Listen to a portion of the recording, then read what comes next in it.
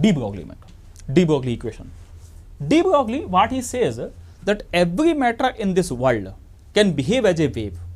Actually, every moving object is associated with a certain wave, and its wavelength can be given by using the formula lambda equal to h by mb.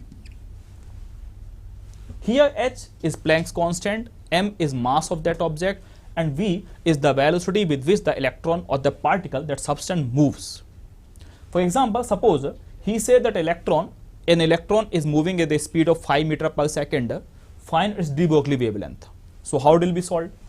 Lambda will be equal to h, which is 6.6 into 10 to power minus 34 upon m is 9.1 into 10 to power minus 31 kg, and velocity, that is what we can put anything if we assume it is moving with a speed of 5 meters per second.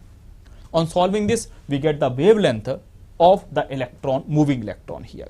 This comes out in meters here. Right.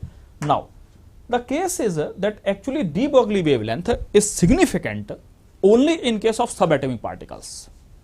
In case of larger objects like human beings or truck or car, you can calculate that, but the wavelength is found to be negligible for them. We can show that part also here. Suppose a human is moving with a certain speed normally here.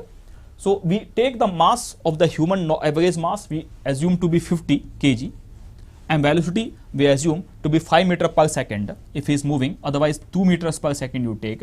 Then you can see that the order of the wavelength will come out to be of the order of 10 to minus 33 minus 35, which obviously is negligible, completely insignificant. This is the value which we cannot even measure up to now. So there is no meaning in calculating the wavelength of bigger objects, larger objects. Subatomic particles, this becomes highly significant, because if we calculate the wavelength of an electron in first shell of Li2 plus ion or second shell of Li2 plus ion, then this value here,